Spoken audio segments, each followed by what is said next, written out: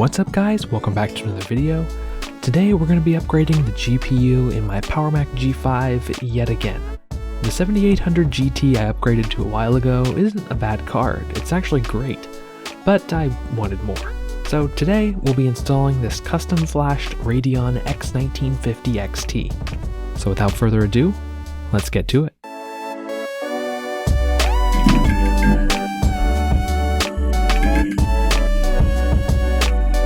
For those of you who are new here, I have an ever-evolving late 2005 2.3 GHz dual-core Powermac G5. It currently runs Leopard off an SSD, has 6.5 gigs of RAM, and for graphics I upgraded it to a GeForce 7800 GT Mac Edition. If you want to check out that upgrade, you can click on the card in the top right. But today, we're going to upgrade the GPU again, and my reasons for doing so are twofold. First, of course, it's a more powerful card.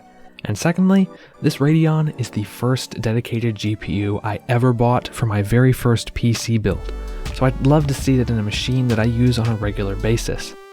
The Radeon X1950 XT was released back in 2006 and features ATI's 90nm R580 core, clocked at 625 MHz, backed up by 256 MB of GDDR3 memory, running at 900 MHz. Flashing this card for use in a Powermac turned out to be a tremendous challenge.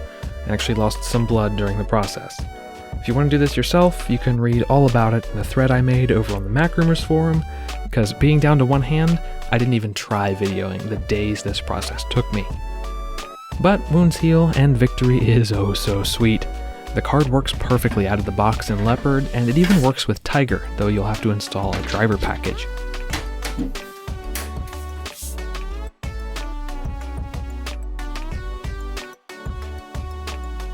Taking a look at System Profiler here, the card is detected as an ATI Radeon X1900, because the ROM I flashed is a modified version of the ROM for the X1900 Mac Edition.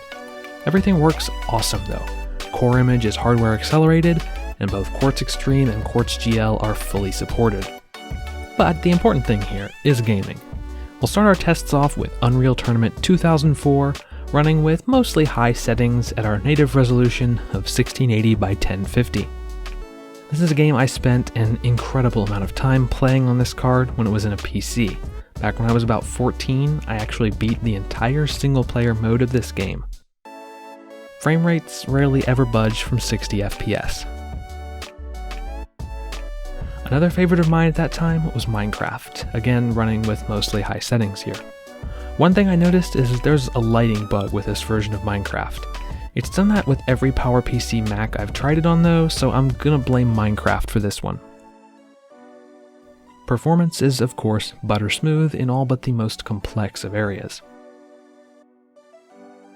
The next game has been a continual pain point for me on this machine, and that's 𝘾𝙀𝘼𝙍.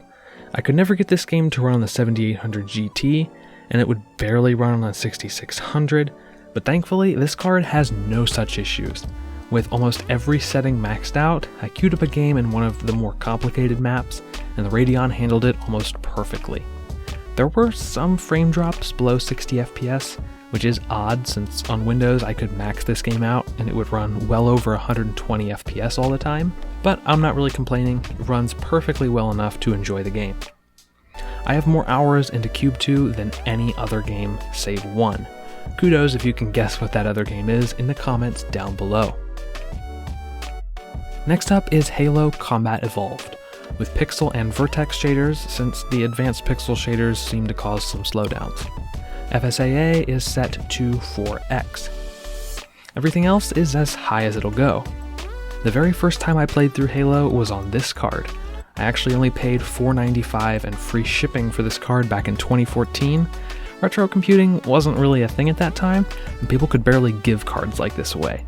I remember choosing between this for $4.95 and the Radeon X1950 XTX for $20. In hindsight, I kinda wish I'd have bought the XTX, since those fetch about $100 these days if you can even find one. Last but not least, we've got good old-fashioned OpenMark. Here we get a monstrous score of 16,040. And here's some perspective on that number.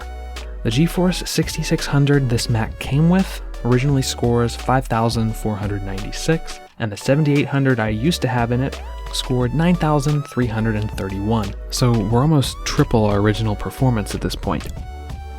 All in all, I love having this card back in a daily used computer, especially in a computer as unique as the Powermac G5. This card was my entry point into PC gaming, and for the first time it enabled me to play everything from Need for Speed 2 SE with a glide wrapper to the original BioShock on Windows Vista. As always, thank you guys so much for watching. If you enjoyed this upgrade/walk down memory lane, don't forget to hit like, get subscribed, and ring the bell so you get notified when I post new videos, and I will see you guys next time.